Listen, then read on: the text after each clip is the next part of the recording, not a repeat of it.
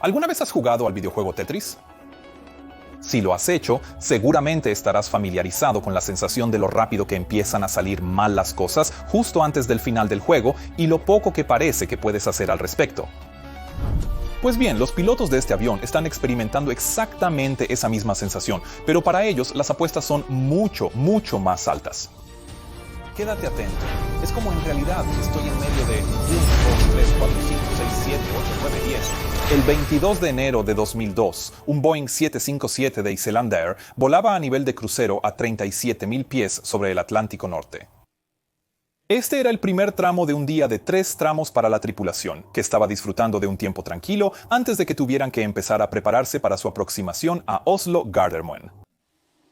Habían partido de su base en Keflavik, Islandia, por la mañana y ahora se dirigían primero hacia Oslo-Gardermoen en Noruega, antes de continuar hacia Estocolmo-Arlanda en Suecia y finalmente regresar a casa en Keflavik. La planificación previa al vuelo había sido bastante sencilla. Era un día típico de enero en Escandinavia con algo de nieve ligera pronosticada, que daba una visibilidad razonable y una base de nubes alrededor de 500 pies. La temperatura rondaba los -4 grados centígrados. El único problema que habían previsto los pilotos era la posibilidad de algo de lluvia helada ligera, que podría causar algo de formación de hielo en tierra, pero aparte de eso, el clima no parecía que fuera a causar mayores inconvenientes. La aeronave estaba en buen estado, excepto por algunos sistemas inoperativos que el Departamento de Ingeniería había aplazado para ser reparados más adelante. Estos incluían el GPS derecho, el ILS derecho y el piloto automático central, pero ninguno de esos sistemas era crítico para los vuelos que estaban planeando realizar, así que el capitán había aceptado la aeronave. Los 2 pilotos a cargo de este vuelo tenían una experiencia razonable. El capitán tenía 43 años, con una experiencia total de vuelo de poco más de 8.000 horas, y había estado trabajando para Icelandair desde 1975, cuando comenzó como operador de equipaje, y luego ascendió hasta la cabina, donde comenzó como primer oficial en 1986. El primer oficial tenía 26 años y había comenzado su carrera en Icelandair como despachador de vuelos antes de que, unos años después, también se uniera a las filas de pilotos. En el momento de este vuelo, llevaba 3 años volando y había acumulado casi 2.500 horas de tiempo total de vuelo. Mientras volaban a nivel de crucero, revisaron la página de progreso en el CDU y esta indicaba que podrían llegar temprano a Oslo debido a unos vientos de cola bastante fuertes. Ahora bien, a los pilotos generalmente nos encantan los vientos de cola durante el segmento en ruta, pero esa sensación cambia un poco cuando empezamos a descender, ya que los vientos de cola pueden causar bastantes problemas allí, como verás pronto. El capitán era el piloto al mando y en un principio planeaba realizar una aproximación de práctica categoría 2 a la pista 01 derecha en Gardermoen. Ahora bien, una aproximación ILS categoría 2 es un procedimiento de baja visibilidad que normalmente usamos solo cuando hay mucha niebla y por lo tanto necesitamos descender a un mínimo más bajo para poder ver la pista. Se requieren varios procedimientos adicionales para poder realizar este tipo de aproximación. Entre otras cosas, el área alrededor de la pista debe estar resguardada, se necesita mayor separación entre las aeronaves y el propio avión también debe contar con equipo especial instalado y en funcionamiento. Debido a que este procedimiento es bastante especial, los pilotos también debemos pasar por un entrenamiento específico para ello y se evalúan nuestras habilidades 2 veces al año. Además de eso, también debemos realizar al menos una aproximación categoría 2 o categoría 3 real durante cada periodo de 6 meses antes de nuestras evaluaciones, por lo que probablemente esa fue la razón por la que el capitán quiso realizar una aproximación de práctica en esta ocasión. Ahora bien, un detalle peculiar que no se mencionó en el informe final pero que me llamó la atención fue el hecho de que la aeronave fue despachada con el ILS derecho inoperativo, así como el piloto automático central. Porque normalmente para poder realizar este tipo de aproximaciones, el piloto automático debe estar conectado a fuentes independientes de señales ILS y, por lo tanto, esta aeronave no debería haber podido realizar ni siquiera una aproximación de práctica categoría 2. Ahora bien, al final este detalle no resultará tan importante, pero o bien hay algo muy diferente en el 757 respecto al 737, o el capitán había pasado completamente por alto este hecho, lo que podría indicar una conciencia situacional técnica algo degradada. De todos modos, aproximadamente a 200 millas náuticas de Oslo, el primer oficial dejó la frecuencia de radio y comenzó a copiar la información meteorológica del aeropuerto de Gardermoen. El Servicio Automático de Información Terminal, ATIS, indicaba que la pista 01 derecha estaba en uso, con un viento de 010 grados, 3 nudos y una visibilidad de 3.000 metros con llovizna helada ligera, pocas nubes a 200 pies, nubes dispersas a 300 pies y nubes fragmentadas a 500 pies, una temperatura de menos 4 grados centígrados y una presión atmosférica de 985 hectopascales. Pero el ATIS también incluía información sobre algunas condiciones temporales, incluyendo una visibilidad de solo 1.000 metros con llovizna helada y neblina, una visibilidad vertical de solo 400 pies y, lo más importante, un viento de cola de 20 nudos reportado hasta 200 pies. La razón por la que esto es importante es porque muestra tanto una posible situación de visibilidad en deterioro como, lo que es crucial, la combinación de una temperatura muy fría en tierra con llovizna helada y la mención de un fuerte viento de cola en la aproximación. Esto es indicativo de un fenómeno atmosférico potencialmente complicado conocido como inversión térmica. Así que, ¿qué es eso? Te estarás preguntando. Bueno, normalmente, a medida que ascendemos por encima de la superficie terrestre, la temperatura disminuye aproximadamente 3 grados centígrados por cada 1.000 pies de altitud. Esta disminución de temperatura continúa hasta que alcanzamos un área de la atmósfera conocida como la tropopausa, bajo la cual se encuentran la mayoría de las nubes y el clima que podemos ver. El hecho de que la temperatura disminuya permite que las bolsas de aire más cálido floten hacia arriba, y esas burbujas continuarán ascendiendo hasta que alcancen una temperatura conocida como el punto de rocío, donde el vapor de agua dentro de esa burbuja comenzará a condensarse en gotas de agua y formará nubes. Esas son las esponjosas nubes cumulus que a menudo ves durante las tardes de verano. Sin embargo, a veces circunstancias atmosféricas muy especiales pueden hacer que esta regla de disminución de temperatura con la altitud se invierta localmente, lo que significa que la temperatura, en lugar de enfriarse con la altitud, comienza a calentarse por un breve periodo, y eso se conoce como inversión térmica. Esto suele ocurrir durante la presencia de una fuerte alta presión, y estoy seguro de que lo has visto en verano cuando el clima ha sido realmente bueno durante unos días y la visibilidad suele empezar a disminuir volviéndose muy brumosa. Eso se debe a que la circulación normal del aire, como describí anteriormente, se ha detenido por la inversión, que ha creado una especie de tapa bajo la cual toda la contaminación y la humedad quedan atrapadas. Estas inversiones también pueden ser causadas por aire frío muy denso que fluye hacia los valles durante el invierno y crea estas tapas locales, lo que a menudo se reconoce, entre otras cosas, por la presencia de lluvia helada. La lluvia helada se produce cuando la precipitación por encima de la inversión es lluvia normal, que luego cae repentinamente en un aire mucho más frío debajo de ella, donde se enfría demasiado, pero no tiene tiempo para convertirse en nieve o granizo hasta que impacta en una superficie. Por eso la lluvia helada puede crear tantos problemas con la formación de hielo, pero también, y de forma crucial para esta historia, porque esta inversión ha creado esa tapa, los vientos por encima y por debajo de ella pueden ser muy diferentes entre sí. En este caso, el viento por encima de la inversión era del oeste y bastante fuerte, pero por debajo era del noreste. Entonces, ¿por qué sería eso un problema? Bueno, aquellos de ustedes que han seguido este canal por un tiempo saben que los aviones siempre intentan despegar y aterrizar con viento de frente. Esto se debe a que esto permite obtener la máxima velocidad del aire fluyendo sobre las alas con la menor velocidad real respecto al suelo, básicamente velocidad aerodinámica gratuita, lo que nos permitirá despegar en distancias más cortas y también nos permitirá aterrizar con una menor velocidad en tierra, facilitando una carrera de aterrizaje más corta. Pero ¿qué pasa si hay un fuerte viento de cola en la aproximación, pero aún así hay viento de frente en tierra? Bueno, estamos a punto de averiguarlo. Cuando el primer oficial regresó a la radio después de haber copiado el ATC, compartió la información meteorológica con el capitán. No era ideal, pero seguía dentro de los requisitos de una aproximación ILS categoría 1 para la pista planeada, y el detalle sobre el viento de cola reportado no se discutió realmente ni se vio como una amenaza en ese momento. En cambio, el capitán entregó los controles y comenzó a configurar la cabina para la aproximación de práctica categoría 2 que aún planeaba realizar, y luego procedió a informar al primer oficial sobre la ruta de llegada y la aproximación. En la parte trasera de la cabina, los 5 auxiliares de vuelo estaban cuidando bien de los 75 pasajeros que llevaban a bordo.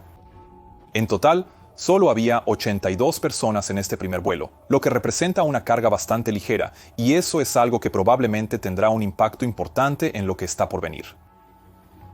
Alrededor de las 09:30 UTC, el controlador de tráfico aéreo de Oslo les dio su primer permiso de descenso y luego informó a los pilotos que seguirían la ruta de llegada SIG 2 Echo hacia Gardermoen. La aeronave comenzó a descender con aproximadamente 117 millas náuticas por recorrer, según el FMC, y eso estaría muy cerca de la distancia ideal que necesitaban para descender. Una regla práctica que solemos usar para calcular cuántas millas necesitamos para descender con una aeronave de este tamaño es que necesitamos aproximadamente 3 veces la altitud en miles de pies en millas de trayecto, más una milla náutica adicional por cada 10 nudos de velocidad aerodinámica que necesitemos reducir por encima de 200 nudos. En este caso, si la aeronave estaba volando a 37.000 pies, eso significaría 37 por 3, que es 111, y luego su velocidad indicada probablemente era de alrededor de 260 nudos, lo que significa otras 6 millas adicionales, sumando un total de 117. El computador de gestión de vuelo de la aeronave calculará la trayectoria de descenso óptima para nosotros, que normalmente tendemos a usar, pero su cálculo asume que volaremos toda la ruta de llegada programada, aunque con frecuencia nos dan atajos, lo que hace que el cálculo del computador sea menos fiable. Si eso ocurre y no nos hemos preparado para ello, podemos terminar demasiado altos en nuestro perfil, algo que realmente queremos evitar, por lo que tendemos a calcular manualmente cuántas millas de trayecto necesitamos en una distancia en línea recta hasta el aeropuerto para ver si realmente podemos aceptar un atajo que se nos ofrezca. Además de eso, también hay otra cosa que debemos tener en cuenta cuando estamos monitoreando esto. El cálculo que acabo de mostrarles asume que estamos descendiendo en aire en calma. Si no es así, entonces también debemos tener en cuenta el viento de frente o el viento de cola en este cálculo. Si tenemos viento de cola, como fue el caso de estos pilotos, entonces necesitamos agregar aproximadamente 1 milla náutica por cada 10 nudos de viento de cola, y eso es algo que se puede olvidar fácilmente. Durante el descenso, los pilotos discutieron el inusualmente fuerte viento de cola que tenían cuando pudieron verlo claramente en su pantalla de navegación, pero nunca lo percibieron realmente como una amenaza. Mientras se acercaban a Oslo, el controlador de tráfico aéreo les informó que había habido un cambio de pista. Gardermoen ahora estaba utilizando la pista 01 izquierda en lugar de la pista 01 derecha debido a labores de limpieza de nieve en la pista 01 derecha. Esta nueva pista no tenía capacidad para una aproximación categoría 2, por lo que el capitán rápidamente volvió a ceder los controles al primer oficial y comenzó a reconfigurar la cabina para esta nueva aproximación, lo que incluía cambiar a mínimos categoría 1 y realizar una nueva sesión informativa completa. Esta nueva ruta directa también significaba un pequeño atajo, lo que implicaba que ahora tenían menos millas de trayecto y de repente se encontraron algo altos en su perfil de descenso. Minutos después, el controlador autorizó al vuelo 315 a continuar directo hacia un punto de ruta llamado Soner, y también les indicó que podían usar velocidad libre por debajo del nivel de vuelo 100. Normalmente siempre debemos reducir la velocidad por debajo de 250 nudos por debajo del nivel de vuelo 100 debido al posible tráfico de aviación general, aves y otras cosas que pueden estar presentes allí, pero dentro del espacio aéreo controlado, el controlador puede levantar temporalmente esta regla. Esto lo hacen generalmente para acelerar el flujo del tráfico o para ayudar a los pilotos a perder altitud si han terminado demasiado altos, lo que probablemente fue el caso aquí. Cuando la aeronave fue autorizada a descender más bajo, se les indicó que volaran directamente hacia una radioayuda no direccional llamada Solberg, lo que nuevamente significaba otro atajo. El capitán se dio cuenta entonces del problema, ya que su aeronave seguía quedándose cada vez más alta respecto al perfil de descenso calculado, por lo que empezó a utilizar los aerofrenos para intentar aumentar la resistencia. Finalmente, también redujo un poco la velocidad, y aunque eso inicialmente habría jugado en su contra, ya que reducir la velocidad implica inclinar el morro hacia arriba y disminuir la tasa de descenso, esto eventualmente le permitiría empezar a configurar la aeronave con flaps, lo que aumentaría aún más la resistencia y le permitiría descender más rápido por milla náutica. Verás, lo que estás viendo aquí es lo que llamamos gestión del descenso y de la energía, y es una de las partes más difíciles de manejar en un avión de pasajeros en condiciones normales. Durante el entrenamiento en línea suele ser una de las últimas habilidades que se aprueban antes de que un estudiante esté listo para su evaluación final en ruta, y toma años dominarla adecuadamente. Sin embargo, si el viento de cola y los atajos dificultan demasiado seguir el perfil de descenso, hay una solución segura que siempre funciona: pedir más millas de trayectoria. Esto se puede hacer solicitando un vector de radar más largo al controlador de tráfico aéreo o entrando en un circuito de espera por un corto tiempo. Pero en cualquier caso, más millas de trayectoria siempre ralentizarán las cosas y darán algo de margen de maniobra a los pilotos. El problema es que los pilotos somos personas orgullosas y a menudo intentamos solucionar el problema en lugar de agregar un par de minutos y un consumo extra de combustible al vuelo. Es muy fácil, especialmente siendo el piloto al mando, volverse muy orientado al objetivo y pensar: debo hacer que este avión descienda. De este modo, pasamos por alto la solución obvia, que es simplemente reducir la velocidad y ganar algo de tiempo. Aquí es donde un piloto monitor fuerte y asertivo puede y debe desempeñar un papel realmente importante. Al no estar directamente a cargo del avión, el piloto monitor generalmente tiene una mejor visión general, y en este tipo de situaciones debe intervenir y sugerir la solución obvia: pedir más millas de trayectoria. Lamentablemente, en este caso, el primer oficial parece no haber detectado completamente la situación de deterioro energético y, por lo tanto, permaneció pasivo. Sin embargo, se siguieron los procedimientos normales y la tripulación de cabina aseguró la cabina para el aterrizaje e informó a los pilotos cuando estaban listos. Cuando la aeronave estaba a unas 10 millas náuticas de la pista, se les autorizó a descender a 3.000 pies, continuar directo hasta 8 millas finales, y luego fueron autorizados a interceptar la aproximación ILS para la pista 01 izquierda.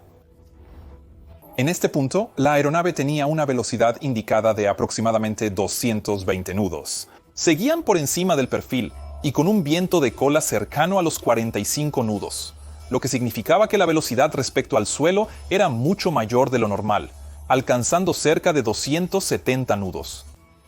Ahora bien, una regla práctica bastante útil para la mayoría de los aviones Boeing es la llamada regla de 10 millas 3-1. Esta regla indica que a 10 millas náuticas deberíamos estar a unos 3.000 pies, 200 nudos y con flaps en posición 1.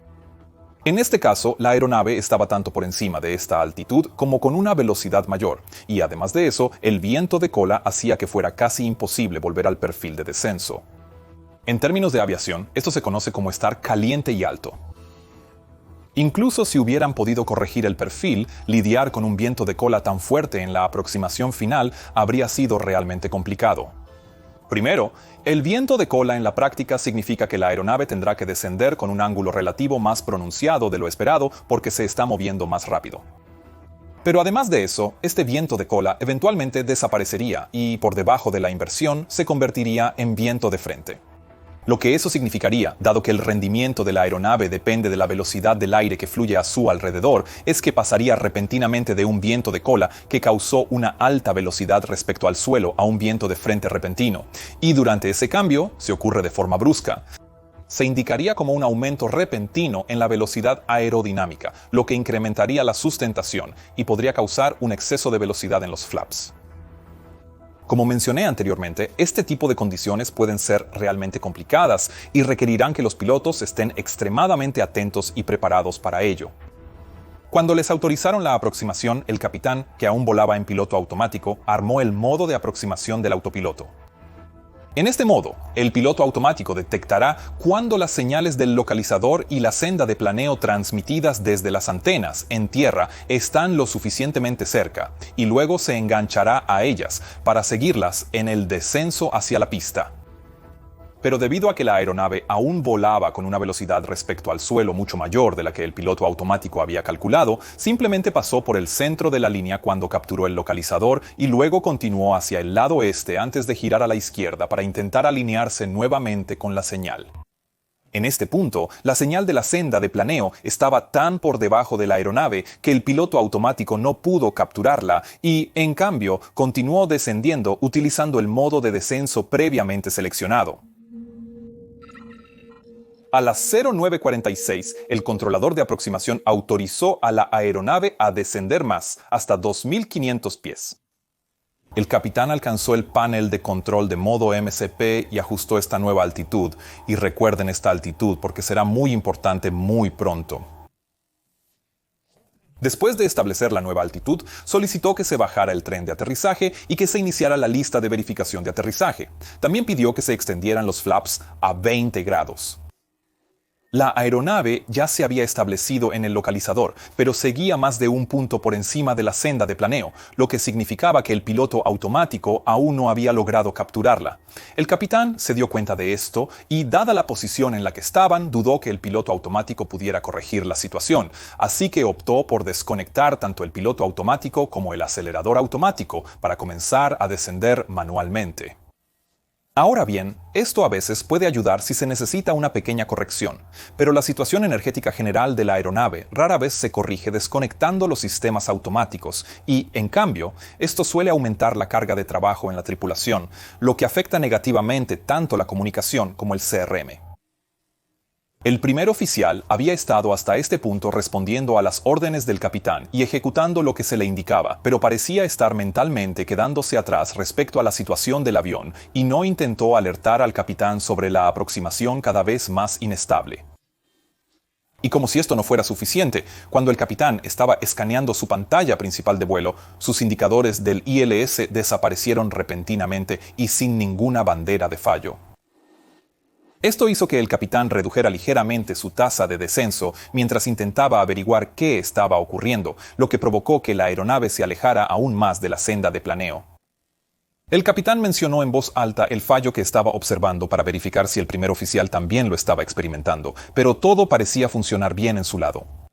Esta situación solo podía resolverse de dos maneras: cediendo inmediatamente el control al primer oficial, quien tendría que intentar manejar manualmente la aproximación con exceso de energía sin estar preparado para ello, o que el capitán iniciara una maniobra de aproximación frustrada, pero ninguna de estas opciones fue tomada en ese momento. El instrumento ILS del capitán seguía apareciendo y desapareciendo a medida que la aeronave descendía durante la aproximación, lo que lo distrajo aún más de continuar configurando la aeronave y preparándola para el aterrizaje.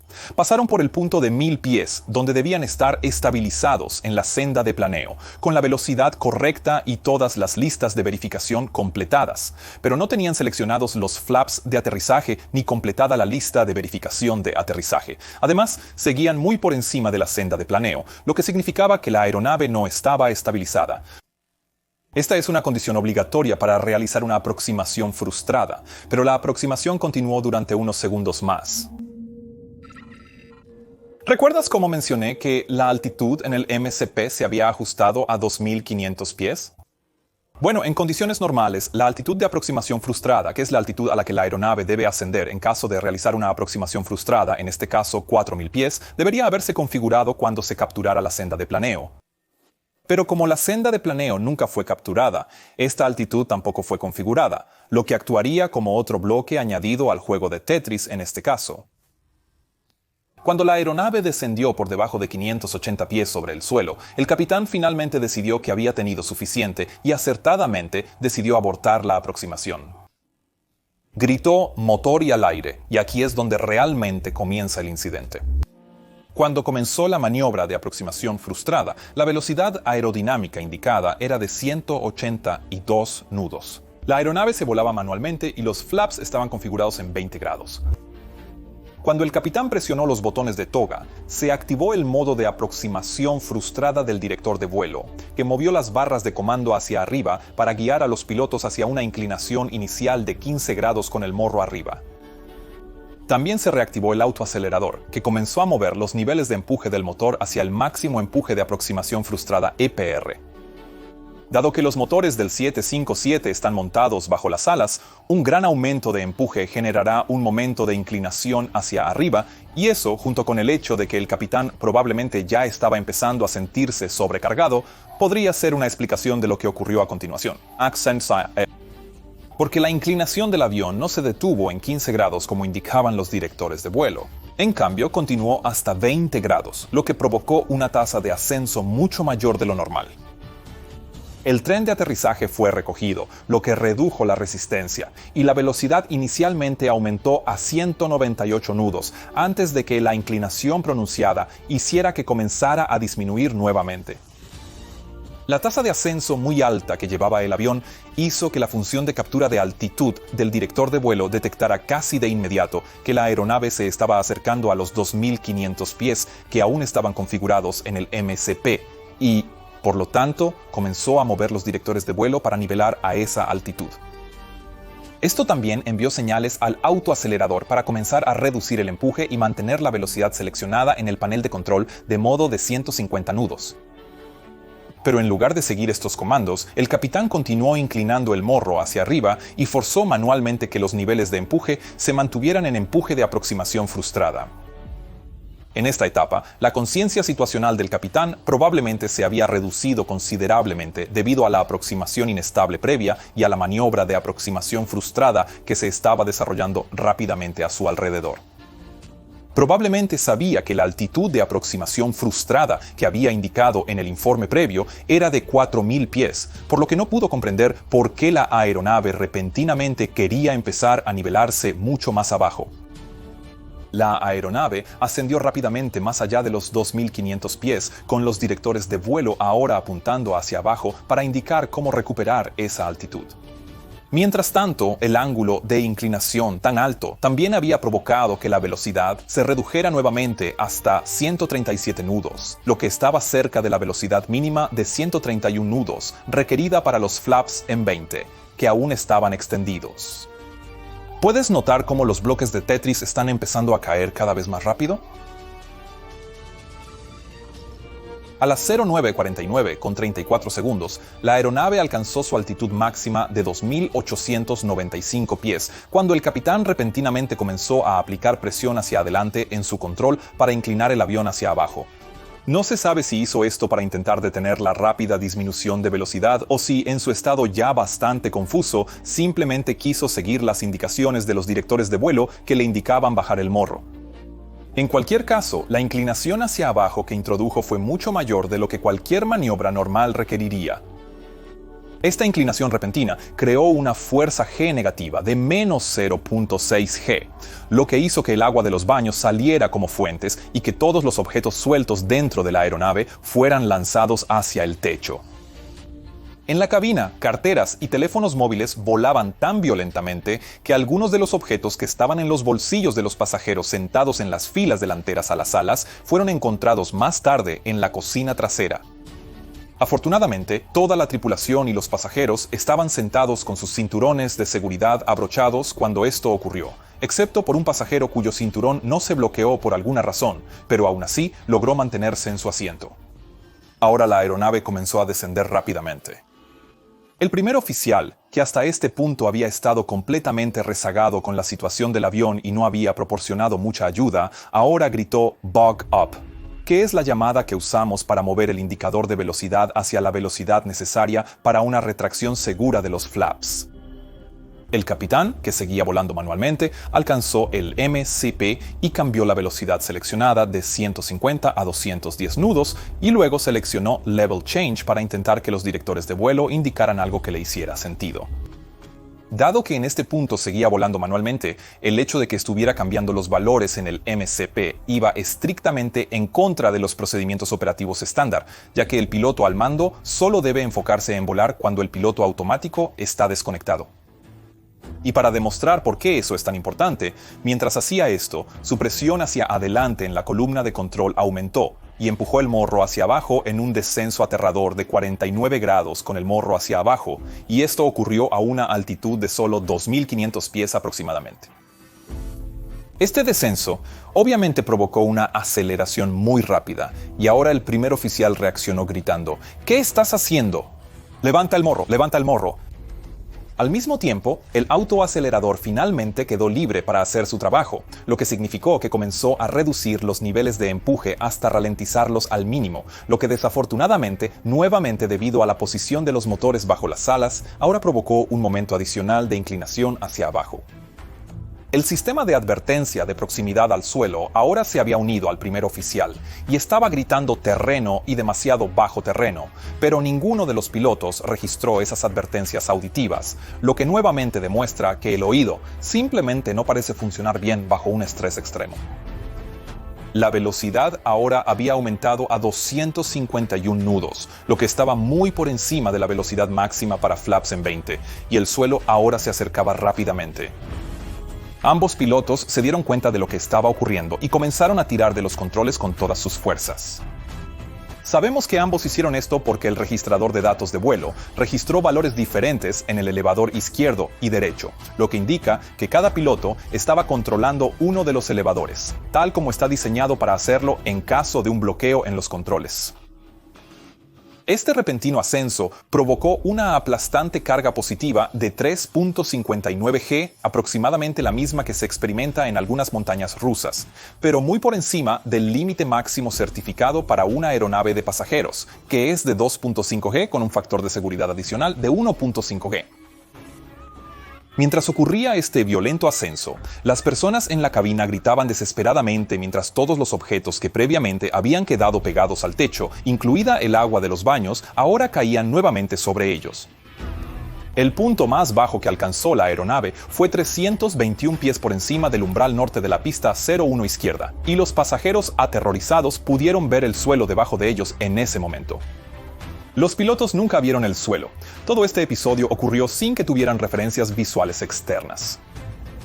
Como mencioné antes, fue una suerte que esta aeronave estuviera relativamente liviana, ya que un peso ligeramente mayor probablemente habría significado que esta recuperación hubiera sido imposible. La aeronave ahora se dirigía nuevamente hacia el cielo, con una inclinación igualmente extrema de 40 grados con el morro arriba. El autoacelerador se activó nuevamente y aumentó el empuje al 98% mientras continuaba el ascenso. Después de varias entradas abruptas adicionales en los controles, la aeronave finalmente logró recuperar una especie de ascenso estabilizado y niveló momentáneamente a 3.000 pies, hasta que finalmente continuó ascendiendo a 4.000 pies. Los ángulos de inclinación durante la maniobra se movieron entre 49 grados con el morro abajo y 40 grados con el morro arriba. Para poner esto en contexto, una aeronave se considera que está en una actitud inusual si su inclinación es inferior a 10 grados con el morro abajo o superior a 25 grados con el morro arriba. Estas actitudes requieren que se realice de inmediato un procedimiento de recuperación, algo que entrenamos en los simuladores a intervalos regulares. Entonces, ¿qué pasó después? Bueno, la aeronave finalmente se estabilizó a 4.000 pies, el piloto automático fue activado y se completó la lista de verificación posterior al despegue. El primer oficial luego se comunicó con el control de tráfico aéreo e informó sobre la aproximación frustrada, pero no mencionó nada sobre el aterrador incidente que acababan de experimentar. El capitán hizo un breve anuncio a los pasajeros en el que dijo que la aproximación anterior no había sido exitosa, lo que debe ser el eufemismo del año, y luego les informó que intentarían otra aproximación y que deberían estar en tierra en unos 10 minutos. Mientras hacía ese anuncio, el estado de la cabina era un completo caos, con objetos arrojados por todas partes, y dentro de la cabina de mando, la situación era similar, con cartas de aproximación, manuales y bolsas de vuelo esparcidos por todos lados. La segunda aproximación fue mucho más estabilizada, pero al igual que en la primera, los instrumentos ILS del capitán empezaron a fallar nuevamente. Sin embargo, esta vez se dio el control al primer oficial, quien continuó hasta lograr un aterrizaje exitoso. Durante el rodaje hacia la terminal, los pilotos intentaron resumir qué había causado el incidente sin llegar a ninguna conclusión clara. Cuando estacionaron en la puerta de embarque, limpiaron la cabina de mando y luego procedieron a informar a la impactada tripulación de cabina sobre lo que había ocurrido. Lamentablemente, en ese momento todos los pasajeros ya habían desembarcado, lo que significó que nunca recibieron una explicación o informe sobre lo que había sucedido. Esto finalmente llevó a que varios de ellos se comunicaran con las autoridades de aviación para presentar informes sobre el vuelo. Otros probablemente sufrieron un trauma psicológico a largo plazo debido al evento, lo que demuestra lo importante que es proporcionar información y comunicación adecuadas. Especialmente después de un evento traumático como este. El capitán preguntó a la tripulación de cabina cómo se sentían y si se consideraban aptos para continuar volando los siguientes 2 vuelos, a lo que todos respondieron que sí. Después de esto, se llamó a los técnicos para que revisaran el estado del sistema ILS del capitán, así como los flaps que preocupaban al primer oficial por haber excedido su velocidad máxima. Pero no se mencionó nada sobre el posible sobreesfuerzo sufrido por la estructura del avión como resultado de la maniobra. En cambio, la aeronave fue finalmente liberada para el servicio y la tripulación continuó su vuelo hacia Estocolmo. Sin embargo, el incidente debió haber estado molestando al capitán porque, una vez en tierra en Orlando, llamó al jefe de pilotos y le pidió que se reuniera con ellos en Keflavik para que pudiera informar del incidente cara a cara. Fue después de esta reunión informativa, esa misma noche, que se envió el primer informe formal sobre el incidente de la aeronave a las autoridades, lo que finalmente llevó a este reporte. Obviamente, para entonces la grabadora de voz de la cabina ya había sido sobrescrita, pero el registrador de datos de vuelo fue retirado y preservado esa misma noche. Una vez que los investigadores comprendieron toda la aterradora historia, la aeronave fue inmovilizada y Boeing ordenó que se le realizara una inspección estructural completa. Increíblemente, ni siquiera se observó una arruga en el fuselaje, lo que debe considerarse un testimonio de la fantástica durabilidad del 757. Se reemplazaron algunos pernos de soporte del motor solo por precaución, pero luego la aeronave pudo continuar operando sin ninguna otra restricción. La investigación condujo a varias recomendaciones relacionadas con el entrenamiento de la tripulación de vuelo en maniobras de aproximación frustrada, desde aproximaciones no estabilizadas y principios generales de CRM, con especial énfasis en el papel del piloto monitor. También destacó que Island Air no estaba monitoreando continuamente su flota para detectar excesos mediante el sistema de monitoreo de datos operacionales de vuelo, a pesar de que las aeronaves estaban equipadas para hacerlo. Si se hubiera implementado dicho sistema, habría detectado mucho más rápido la carga G extrema a la que fue sometida la aeronave en comparación con lo que ocurrió en este caso. Finalmente, se enviaron algunas recomendaciones al control de tráfico aéreo noruego sobre el efecto que los atajos pueden tener en las aeronaves durante el segmento de aproximación. Pero quiero aprovechar esta oportunidad para decirles a todos los jóvenes pilotos que están comenzando que siempre hablen si empiezan a sentirse incómodos y que simplemente pidan más millas de trayectoria cuando sea necesario. Solo agregará unos minutos al tiempo de vuelo, pero les ahorrará muchas canas a lo largo de su carrera, se los prometo. Ahora vean este video a continuación o disfruten de esta lista de reproducción. Pueden apoyar el canal comprando algún producto, enviando un super gracias o uniéndose a mi increíble equipo de Patreon. Todos los enlaces están en la descripción. Que tengan un día absolutamente fantástico y nos vemos la próxima vez. Adiós.